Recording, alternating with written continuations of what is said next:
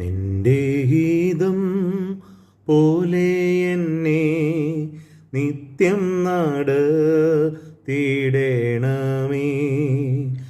എൻ്റെ ഗീതം പോലെയല്ലേ എൻ പിതാവേ, എൻ യഹോവേ. നിന്റെ ഗീതം പോലെ എന്നെ നിത്യം നടത്തിയിടണമേ.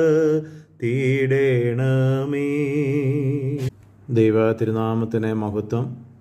ഇന്ന് നമ്മൾ പുതിയൊരു ചിന്ത വിഷയം പഠിക്കുവാനായിട്ട് ഒരുങ്ങുകയാണ്. നമ്മുടെയൊക്കെ ജീവിതത്തെപ്പറ്റി പലപ്പോഴും നമുക്ക് ഒത്തിരി പരാതികളും, എന്തിനാണ് ഞാൻ ഈ ഭൂമിയിലായിരിക്കുന്നത്, എന്തുകൊണ്ടാണ് എനിക്കിങ്ങനെയൊക്കെ ഭവിക്കുന്നത്, തിരിച്ചറിയുവാൻ, നമ്മുടെ ജീവിതത്തിൽ വരുന്നതായ പലതും തിരിച്ചറിയുവാൻ കഴിയാതെ നമ്മൾ അസ്വസ്ഥപ്പെടുന്നവരും ആകുലപ്പെടുന്നവരുമാണ്. അതോടൊപ്പം തന്നെ പല വിഷയങ്ങളിൽ നമുക്ക് ഒത്തിരി കൺഫ്യൂഷൻസ് ഉണ്ടാകാറായിട്ടുണ്ട്, ആശയക്കുഴപ്പങ്ങൾ.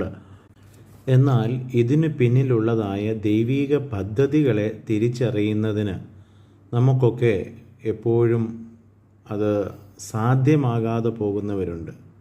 പലപ്പോഴും നമ്മൾ പറയുന്നത് പോലെ അവസാനത്തിൽ നമ്മുടെ ജീവിതത്തിലെ ചില പ്രതിസന്ധികളിൽ നമ്മൾ ഇങ്ങനെ പറയും, ഇത് ദൈവഹിതമായിരിക്കും, ഇങ്ങനെയൊക്കെ വരാനായിട്ട് അത് ദൈവഹിതമായിരിക്കും.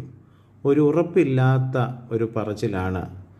ആണോ ഇല്ലയോ, ദൈവഹിതമാണോ ഇല്ലയോ എന്നുള്ളത് തിരിച്ചറിയാതെ നമ്മൾ അവസാനം നമ്മുടെ കഷ്ടതകളെ ദൈവഹിതമായിരിക്കും എന്ന് പറഞ്ഞ് തള്ളിക്കളയുകയും ആശ്വസിക്കുകയും ചെയ്യുന്നതായ ഒരു സമൂഹത്തിലാണ് ഞാൻ നിങ്ങളുമായിരിക്കുന്നത്.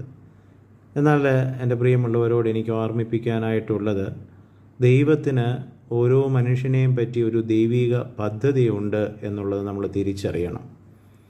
ആ ദൈവിക പദ്ധതിയെ തിരിച്ചറിയുമ്പോഴാണ് ഈ ലോക ജീവിതയാത്ര നമുക്ക് അനുഗ്രഹമായിട്ട് പൂർത്തിയാക്കുവാനായിട്ട് കഴിയുന്നത്.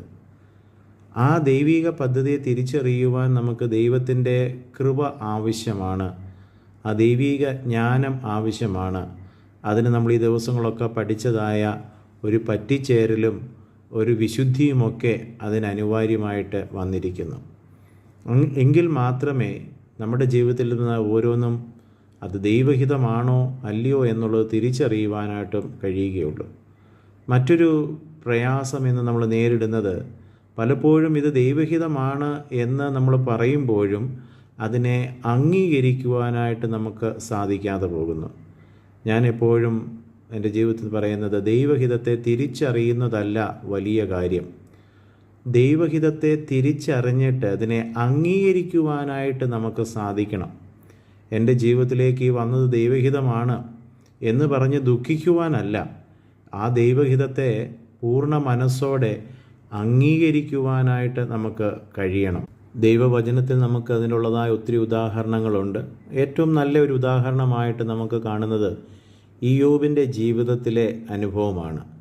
ഇയ്യോബ് തൻ്റെ ജീവിതത്തിൽ വന്നത് ദൈവത്തിൻ്റെ ഹിതവും പദ്ധതിയുമായിരുന്നു എന്നുള്ളത് തിരിച്ചറിയുക മാത്രമല്ല, അതിനെ പൂർണ്ണ മനസ്സോടെ അംഗീകരിച്ചു എന്നുള്ളതാണ്.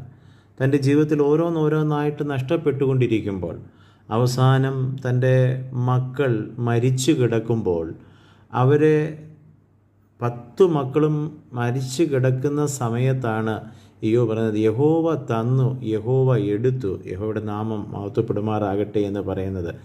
അതാണ് ദൈവഹിതത്തെ തിരിച്ചറിഞ്ഞതിനെ അംഗീകരിക്കുക. Accepting God's will, knowing God's will, accepting God's will.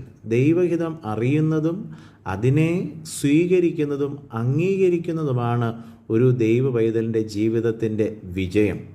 അവിടെയാണ് നമുക്ക് പെറുപെറുപ്പില്ലാതെ ജീവിക്കുവാനായിട്ട് കഴിയുന്നത്. അല്ല എങ്കിൽ പലപ്പോഴും നിരാശയോടെ ഞാൻ ആദ്യം പറഞ്ഞതുപോലെ ആ ഒരു വാക്ക് പറഞ്ഞ് നമ്മൾ പലപ്പോഴും ആശ്വാസം കണ്ടെത്താനുള്ള ശ്രമമാണ് നമുക്കവിടെ ലഭിക്കുന്നില്ല.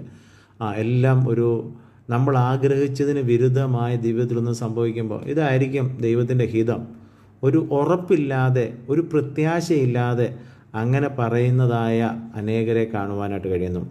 നമുക്കൊരു ഉറപ്പുണ്ടായിരിക്കണം. നമ്മുടെ ജീവിതത്തിൽ ഒരു നന്മ വരുമ്പോഴും, നമ്മുടെ ജീവിതത്തിൽ നമ്മൾ പ്രതീക്ഷിക്കാത്ത അപ്രതീക്ഷിതമായ പ്രതിസന്ധികളും പ്രശ്നങ്ങളും വരുമ്പോഴും നമുക്ക് പറയുവാൻ കഴിയണം, ഇത് എന്നെപ്പറ്റിയുള്ള ദൈവിക പദ്ധതിയുടെ ഒരു ഭാഗമാണ്.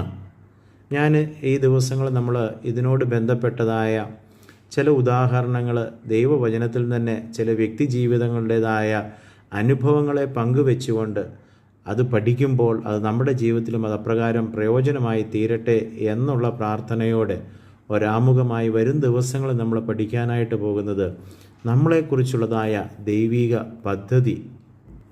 അതിനാധാരമായി യെശയ്യാ പ്രവാചകൻ്റെ പുസ്തകം 55-ാം അധ്യായത്തിൻ്റെ 8-ാമത്തെ വാക്യത്തിൽ അവിടെ നമ്മൾ ഇപ്രകാരമാണ് കാണുന്നത്: എൻ്റെ വിചാരങ്ങൾ നിങ്ങളുടെ വിചാരങ്ങളേ അല്ല, നിങ്ങളുടെ വഴികൾ എൻ്റെ വഴികളുമല്ല എന്ന് യഹോവ അരുളി ചെയ്യുന്നു. ആകാശം ഭൂമിക്ക് മീതെ ഉയർന്നിരിക്കുന്നത് പോലെ എൻ്റെ വഴികൾ നിങ്ങളുടെ വഴികളിലും എൻ്റെ വിചാരങ്ങൾ നിങ്ങളുടെ വിചാരങ്ങളിലും ഉയർന്നിരിക്കുന്നു. അപ്പോൾ ഇവിടെ തന്നെ ദൈവവചനം നമ്മളോട് വ്യക്തമായിട്ട് പറയുകയാണ്, നമ്മൾ പ്ലാൻ ഇടുന്നതും നമ്മൾ ചിന്തിക്കുന്നതും അല്ലെങ്കിൽ നമ്മൾ തിരഞ്ഞെടുക്കുന്നതുമെല്ലാം ദൈവികമായ പദ്ധതികളല്ല. അതിനൊക്കെ ഒത്തിരി അന്തരമുണ്ട്. നമ്മുടെ മനസ്സിനും നമ്മുടേതായ കണ്ണിനും നമ്മുടേതായ യുക്തിക്കും അനുസരണമായുള്ളതിനെ നമ്മൾ തിരഞ്ഞെടുത്തിട്ട് ഇതായിരിക്കുമോ ദൈവഹിതം എന്ന് സംശയിച്ച് മുന്നോട്ട് പോകുവാനല്ല, ദൈവഹിതം എന്താണെന്ന് തിരിച്ചറിയുവാനും അതിനുവേണ്ടി നമ്മളെ തന്നെ സമർപ്പിക്കുവാനും വിധേയപ്പെടുത്തുവാനും കഴിയണം. അപ്പോൾ ഈ വചനങ്ങൾ നമ്മൾ പഠിക്കുമ്പോൾ അങ്ങനെ ഉണ്ടെങ്കിൽ എൻ്റെ വിചാരങ്ങൾ നിങ്ങളുടെ വിചാരങ്ങളല്ല എന്ന് ദൈവത്തിൻ്റെ വചനം പറയുന്നത് പിന്നെ എന്താണ് എന്നെപ്പറ്റിയുള്ള ദൈവിക പദ്ധതി? അതിനുവേണ്ടി ക്ഷമയോടെ കാത്തിരിക്കുകയും പ്രാർത്ഥിക്കുകയും അതിനുവേണ്ടി ദൈവവചനത്തിൽ അന്വേഷിക്കുകയും ചെയ്യണം. പ്രിയമുള്ളവരെ, ഈ ദിവസം നമ്മൾ ഈ ദൈവവചനം പഠിക്കുന്നത് നമ്മുടെ ജീവിതത്തിൻ്റെ വിശുദ്ധിക്ക് വേണ്ടിയാണല്ലോ. സത്യത്താൽ അവരെ ശുദ്ധീകരിക്കണമേ, അതാണല്ലോ നമ്മുടേതായ ഹെഡിങ്. എന്താണത് അങ്ങനെ എഴുതുവാൻ കാരണം? നമ്മുടെ ജീവിതം ദൈവവചനത്തിലൂടെയാണ് അതിനെ മാറ്റിയെടുക്കുവാൻ അല്ലെങ്കിൽ ഈ ദൈവഹിതത്തെയൊക്കെ തിരിച്ചറിയുവാനായിട്ട് കഴിയുന്നത്. നാം കേൾക്കുന്നതായ വചനം, നാം പഠിക്കുന്നതായ വചനം, അതോടൊപ്പം തന്നെ നമ്മൾ വായിക്കുന്നതും കേൾക്കുന്നതായ പ്രസംഗങ്ങളൊക്കെ ദൈവവചനം നമ്മുടെ ഹൃദയത്തിലേക്ക് വരുമ്പോൾ അതിലൂടെ നമുക്ക് ദൈവഹിതത്തെ തിരിച്ചറിയുവാനായിട്ട് കഴിയും.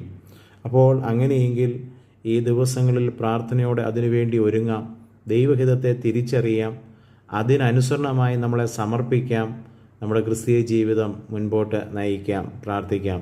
നല്ല കർത്താവേ, സ്വർഗീയ പിതാവേ, ഈ ദിവസങ്ങൾ തിരുവചനം പഠിക്കുവാനും അതിലെ യാഥാർത്ഥ്യങ്ങളെ മനസ്സിലാക്കി ജീവിതത്തിൽ അതിനെ പ്രാവർത്തികമാക്കുവാനും ഞങ്ങളെ അവിടുന്ന് സഹായിക്കുന്നതോർത്ത് സ്തോത്രം. ഈ വചനം പഠിക്കുന്നവരെയും കേൾക്കുന്നവരെയും ഒരുപോലെ അനുഗ്രഹിക്കണമേ കർത്താവേ. ഇന്നു മുതൽ ഞങ്ങൾ ഈ പഠിക്കുന്ന ദൈവിക പദ്ധതിയെ പഠിക്കുമ്പോൾ ആരെങ്കിലും കർത്താവെ ഞങ്ങളുടെ ഈ കൂട്ടത്തിൽ ഇത് കേൾക്കുന്നവർ ജീവിതത്തിൽ ഒരർത്ഥമില്ലാതെ ഒരു ലക്ഷ്യമില്ലാതെ അവരെപ്പറ്റിയുള്ള ദൈവിക പദ്ധതി തിരിച്ചറിയാതെ നിരാശയിൽ ജീവിക്കുന്നുവെങ്കിൽ കർത്താവെ, ഈ വചന പഠനം അവരുടെ ജീവിതത്തിനൊരു വഴിത്തിരിവായി പ്രത്യാശയുടെ അനുഭവത്തിലേക്ക് നയിക്കണം. തിരുനാമം ഞങ്ങളുടെ മഹിമപ്പെടണം. യേശുവിൻ നാമത്തിൽ തന്നെ പിതാവേ, ആമേൻ.